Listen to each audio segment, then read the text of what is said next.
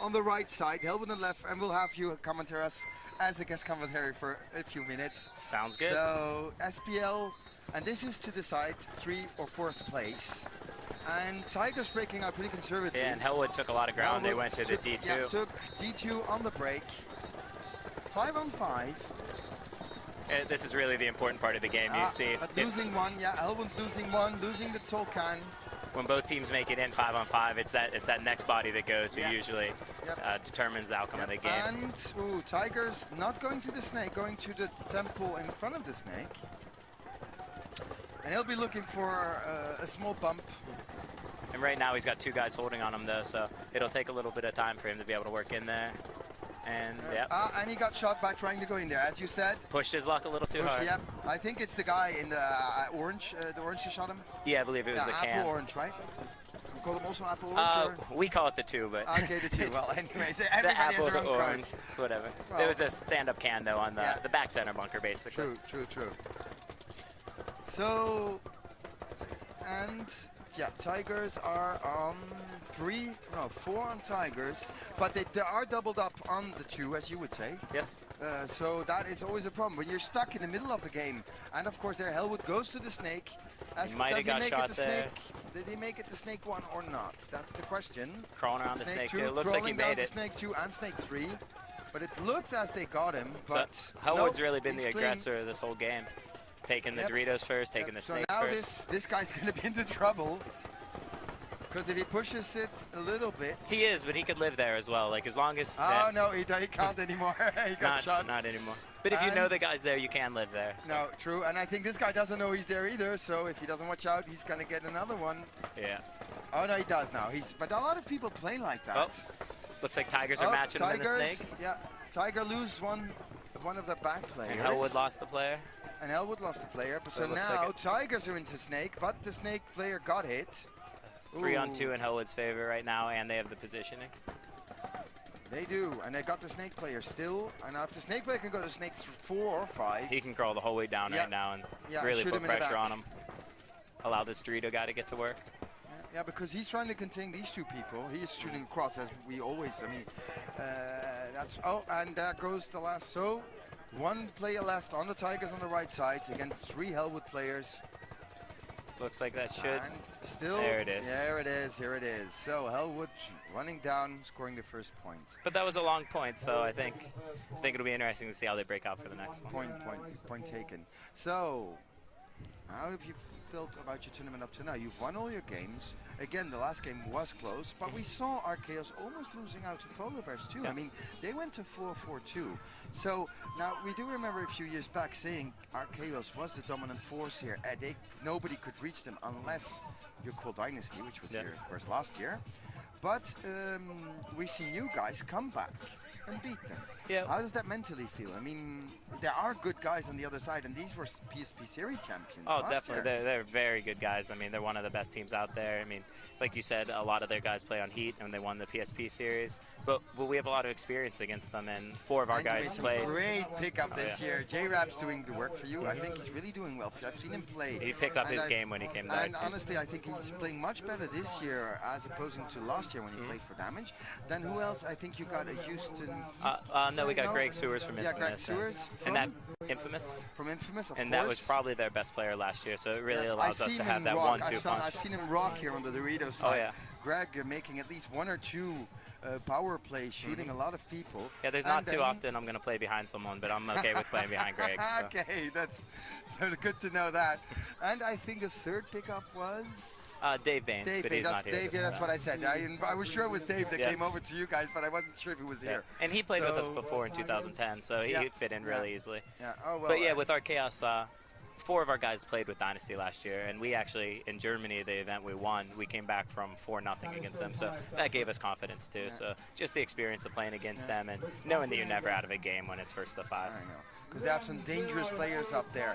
I mean, I know you know as well as I know, Malloy is some of those intelligent players, and Fedorov is. I mean, they are a great squad. But again, in the end, well, this time you put it to them, and that's good for confidence too for you guys. Yes. Big for the series too. I mean, I think that could have very easily been a finals game, but being able to knock them down into that 3rd and 4th game hopefully it'll help out in the series in the long run. Maybe it will, yeah, it will. And honestly, I mean, again, that's always how it drops. Well, how does the series drop in the end? I mean, exactly. the Tauntauns could have been up to our Chaos Twin. You could have had Polar Bear, so you never know that. 10 seconds for the second point. So we've got coming at, Hellwood again. Making a little audible there last second. Yep. Tigers on the right, in the blue shirts, and he got hit. The Tiger play trying to go to the Dorito 2, getting shot on the break. And Hellwood makes it in 5 alive. And Hellwood 5, and another Tiger player getting shot. So now it's 5-on-3 again. Actually, we saw that the Russians do that. They actually did a triple, a quadruple. Yeah, I saw that. But you guys didn't run, so that was the good thing. We're like, we're looking the other side, and it's like, haha, they didn't run, so that's, and then they got caught, and that's why you shot 2 players on. Patience is the key in those situations. When you see no one break out past that temple, you know they're going to eventually have to, or else they're going to get pinched. So you just but we've play seen it slow. Doubling up on the back, those 2 back bunkers, but tripling, and in the last point, quadrupling 4 guys. There's only the Russians that can think of that kind of stuff. I really think they were playing to go to overtime against us that last point. Okay. And we went out there and we said, if we get a couple bodies, let's try to win the point in the minute 30 that we had left. We're not having this. I mean, we weren't going to push our luck because we didn't want to lose it on a penalty with that instant point there. But we figured if we got a couple kills, we would push it on them, and that's what we did. Yeah, so let's go back to this game. So we've got Hellwood staying Dorito 1, Dorito 3, and going to the M now. I don't think he knows the snake, though, and he gets shot out. He got shot because the snake player was waiting for him. Should have gone to the And I think the Dorito just got bounced or shot. Bounced then, because the ref checked him. And that shows you that the Tigers aren't here to go away. I mean, this was a 5-on-3 off the break, and they dug in. Now they actually became the aggressor and got into the snake first. Yep. Oh, this isn't going to be good. Here comes the penalty. A guy running like that is never good. No penalty, though. No penalty, though. Well, he's being nice. It's our Portuguese ref with the red head. You know, sometimes I think if it's a packet, they don't know. It's good, as long as that guy didn't do any damage. I know. Well, that's something I want to talk to you about afterwards, seeing what you think of the refing here. But let's first see this game. So, Dorito 2, Dorito 3 on the Hellwood players, and they have the back, what do we call it? Apple. Yeah, these Dorito players really have the ball right now because there's no one on their wire. There's no one in the center of the field. Oh, and their snake players getting shot, and I don't see the Tiger player got shot too. So that's 3-on-1. So now, smart move, going to the corner, and now what he has to do is he just has to stay alive and let these Dorito guys do some work. Yep. And he's trying to talk to somebody. They threw the towel. They threw the towel. He probably said towel. Maybe he doesn't have any more paint left. I can't see. Oh, he can't shoot. His gun didn't work. Yeah, then you can throw the towel. Yeah. Not going to win too many 3-on-1s with no gun. No gun. That's going to be hard. You can throw paintballs at each other, but it doesn't really help. Doesn't help at all. So what's the difference, actually? You knowing both leagues been played here a long time in Europe, a long time in the US, and hearing 2 or 3 webcasts from the States, how would you consider the Euro refs compared to the American refs? I mean, both are great. They're always right. I agree with you. But what is the major difference? Yeah, like you said, I think both refs and crews are good, and they're good in their own right, but they have a different style to them. The European refs are a little more strict. So what that does is it makes players afraid to play any bit of a gray area. So they don't allow too many crazy stuff. I mean, they don't have too many judgment calls. They kind of play it on a systematic basis. Like if you're hit, you're still playing against a penalty. They're not saying, oh, you didn't know. So they play it like that. And it's a basic philosophy. It's a basic philosophy, and what's good about that is it's consistent. You know what's going to happen. There's no gray area. Well, the thing what we see, go ahead. Well, the one thing that could get a little bad about it is you see a lot of times people are, I think, afraid to bunker people here more because it's almost always a trade. Whereas like now, like for our team, I tell people get close and shoot them out, but don't do that because it's not worth it. And like we said, they take the judgment calls away. So if it's close, they're not going to say, hey, you're in. They're not going to say, I think he shot him first or he shot him first. I agree. But then again, the difference is, and I do think so, but I said that to Tim too, is that in the smaller divisions, the refs do exactly the same. That means that the whole refing in Europe, I think, whether it's on this field, that field, or that field, it's consistent. And I have to say, having played D3, D4, and D1 in the States, there are differences more in the States when you come to World Cup, because here you don't get away with playing a minute with a hit on your loader. And sometimes in the States, you can. Yep. And that's points back. So back to the game. Change sides. So you got Hellwood on your right, And oh, it looks like Hellwood Tigers post started, but they're not going to pull him out. no. And we've got the Tigers on the left. Now 5-on-5. Everybody made it in the live. Mirrored up almost. Yep. Mirrored up. No, not completely. Hellwood's choosing to try to shoot the play on the break. Oh, Hellwood losing their snake corner player. And they're doubling up on orange. Got the Dorito corner. Hellwood's trying to cross it up from the snake. Yeah, trying to push it into the advantage. And the Hellwood player is far away from the snake, so he can't do much. And he got shot too. So now the whole snake side is almost open. Yeah, you only have the back player there covering. And he just got shot. One guy just got shot out of the can. And he got shot. The Tigers are looking pretty impressive when they make it in 5 alive. It's just they were pressing their luck a little bit, I think, too much, going too far on the break, and also just those battles, they're pushing the battles a lot harder. And that's another one, so that makes it 5-on-1 and the towel being thrown. So it makes it a 2-1 game. Which makes sense because you don't want the last guy. And he gets shot a lot anyway. Yep, and people get shot up anyway. But it does make sense. You only have 2 minutes to turn it around, and the rosters aren't big here, so you really have to get off the field, getting right back on. But anyway, no love between these two teams, as I see. Oh, well.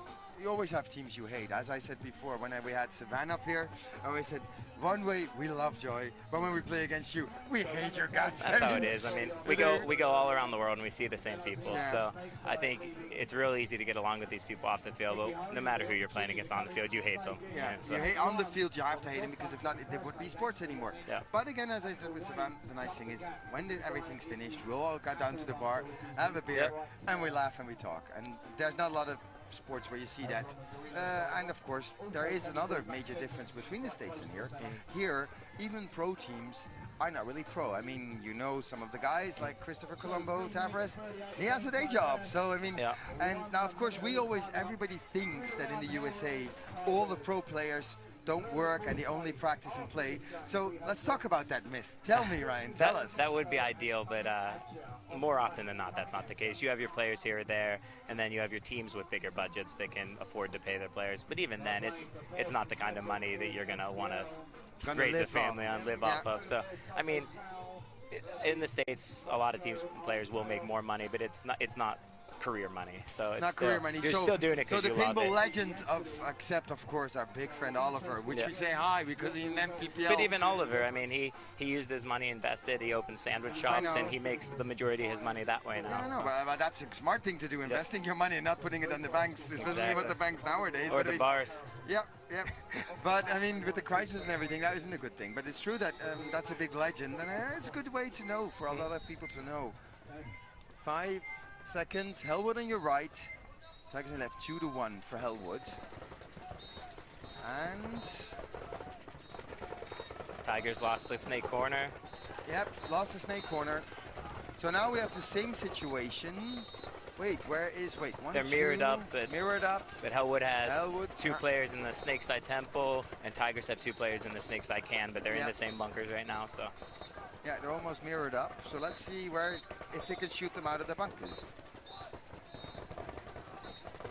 You saw this move from the stand-up tower over to Doritos get harder and harder as the tournaments progressed, and that's just players learning how to lock down that lane better. And that's what you see pretty much no matter what league you go to. As it moves into Sunday, the paintball gets better and better, and you have no room for mistakes. They got shot, and I think a check is coming. I think he'll be clean. No, it's never good when you see a ref running. No. But Tigers capitalizing on a 4-on-3 situation, coming through the middle, going to the M, and he's looking for shots. Hellwood's in a rough position because they're in the same bunker there with one of their guys, and he gets pinched out. And he gets pinched out. And I think he shot him. He's bunkering him out. Oh, and that's too late. Okay, it looks like it's going to be a 2-on-1. He shot 2, though. So now it's a 2-on-1, which is always dangerous because shoot one guy and you're back on one. Oh, definitely. A 2-on-1 is a better position to be in than a 2-on-4. Spreading the field. Oh, no, that's not really smart. Okay. I mean, if it works for you, do it. But yeah, I think he was blinded out there, so even though it looks dangerous, like he's out in the middle of nowhere, I don't think that can had a shot on him. No. I would have gone through the snake. Crawl through the snake, tell my guy to wait for me, and then pop up both at the same time. But I think there it's going to be... There it is. There it is. The Tigers are going to tie it up with about 1:45 left. There is a 1 minute and 45 seconds race to 4. So they had some long points, which means this is not going to go to 4, probably. Oh, Even Tigers though we are did smart. see They're 20 not hanging seconds. the flag. Yeah. Oh. Well, the problem is then they ask for the gun check. I don't know. Do you have that guys in the States do the gun check? No, I mean, they check our guns before every point. They chrono every one of us before the points. So after, no, we can sit around and let the whole clock burn off. It's a rule invented a little bit on purpose because I remember one of the old Tonton players. That was us, actually. Tim, it was me I and think Tim. it was Tim who said you. It was me and Tim that did it. You and Tim would sit around here, and since there's nothing to be done about it, you'd win 1-0. Well, the thing is some of these teams were too stubborn to throw the flag in. They wanted you to get checked. But at that point in time, it was riskier to hang it because if you chronoed at a 3:01, it was automatic, no point.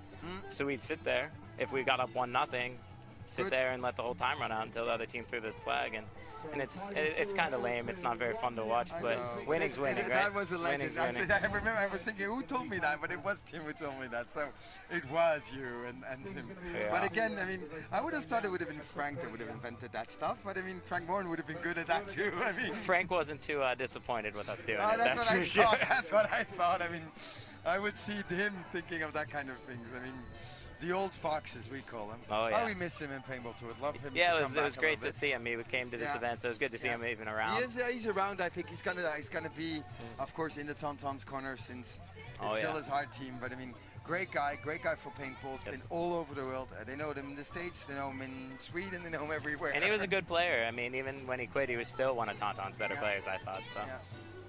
But okay, I mean, he said 44. It's time to quit. But again, it's hard to quit this sport. If you've done it for 20 years, if you brought out paintball out from the woods to the paintball fields, together with Laurent, of course, who kind of invented these fields we're playing on. So, I mean, I can understand that. But it's true that we miss him in a way. I love the character, and he's fun to talk to. But I mean, we have more of those people. As I said, Dave Youngblood, Paintball's full of good minds and good people. And I mean, people who genuinely do it because they love it. And that's... I mean, that's why this sport's still going. And that's why maybe one day we can hit him to be in an Olympic sport. It's still, only that way. And it's still early. Small means and it's through small things. As we said, of course, maybe we're not the professional webcast as they have in the USA, but we're doing our best. You know, paintball's becoming more and more professional, and the more people realize that it's not just people crawling around reenacting war games, the more people realize that there are athletes out here playing. I agree. The easier it is for the public to accept it. So I think this steps in the right direction. It's an early sport still. Agreed. Well, I put some games on my phone, and when people ask me, "What do you play? Ping pong?" No, paintball. Okay, and I show it to them, and then I didn't know this existed. You have tournaments on this. You have world championships on this. So it is true. But I mean, the more people know about it, and the more of these events we have, webcasts, etc., media, and it's true that all together we can make it something. So that's why I don't have anything against any other series. I mean, I love all the series. I like everybody, and everybody should be able to play. And may people have fun and play. And I 100% agree. I love playing pretty much in every series, playing around the world, playing against all the different teams. I mean, I'd play as much paintball as I can. So I know, because we have pals. You've got, well, of course, the major argument was, do we need two in the US? That is one of the big arguments for the last few years. And it almost tried to merge it, but then just at the end, it popped out. Yeah, it's hard. It's hard to get all those minds on the same page.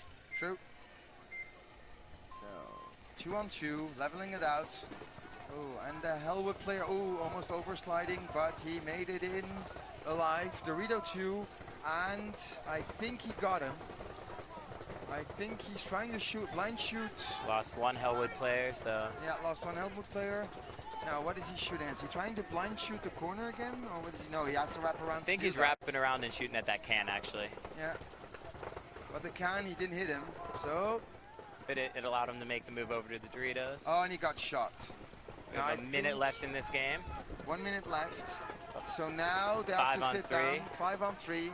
So now Hellwood has to pull this into overtime unless, a penalty here too would end it. So they got to play clean and they got to just dig in. Yeah, but it's not a 1-for-1 anymore. You need a 2-for-1 to have the automatic point, or nobody allowed. 3-for-1, of course. So we see the Tigers going through the end. That's a good roll, I think. That's a good, smart move. Oh, but he got shot by going there. He didn't see the corner. And it's the corner that shot him. Makes it a 4-on-2 though, with the snake corner 4-on-2, getting shot. 4-on-1. It looks like Tigers are going to pull this game 29 seconds on the clock. So there's one guy Oh, he doesn't left. know where he is. He's going to get doesn't know shot. where he's at. He doesn't know where he's at. And they're going to have time to hang it. And, oh, what's this? Believe Hellwood might have thrown the towel to give themselves 16 seconds to try to tie this up. 19-second game. Well, it's possible. Anything's possible. You shoot 1 or 2 off the break. Okay, but we saw Infamous earlier today. I mean, they didn't have a 19-second game, but they probably had a 20-second and a 40-second game. So it's possible. Not likely. No, but then as I said before, I prefer my guys in that case. Yeah, I throw the towel, and I would say, you know what? Give us a chance. You go straight. Roll your guns. Shoot whoever you can. Your objective, hit that button over there without being. Yeah, and having the button at the end instead of the flag in the middle, it makes it less time, so you don't need to go anywhere to get a flag. So it allows any player the opportunity to end that game. And of course, not having the prisons. Exactly. Because a 1-for-1 is a permanent thing. Exactly. And a 2-for-1 for 1 point, of course. Now, the thing different, and also different is, of course, the major penalties in the States drop over to the next point. Yep. As we have, if you get a 2-for-1, you can start even the 3-for-1. Yep. We've seen people start with 3 people. I've started with 3 people over here a couple of times. Yeah, well, so you know about it. And that is, well, giving up 40% of your team on the break. It's not easy. It's not easy. But the funny thing is, if then you win the point, you really feel good. Yeah, it changes momentum. It changes momentum, yep. It's not always a bad thing losing a player, because I see a lot of teams playing with 4. Well, exactly your point. I mean, you guys play with 4.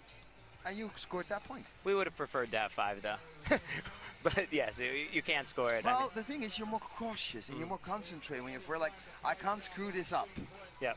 And it allows, I think the other teams will make a few more mistakes, like, oh, we're starting the man a body, now they'll take the risk. So we can do whatever we want. And all it takes is you to shoot 1 person off the break and it evens it up, so. Yeah.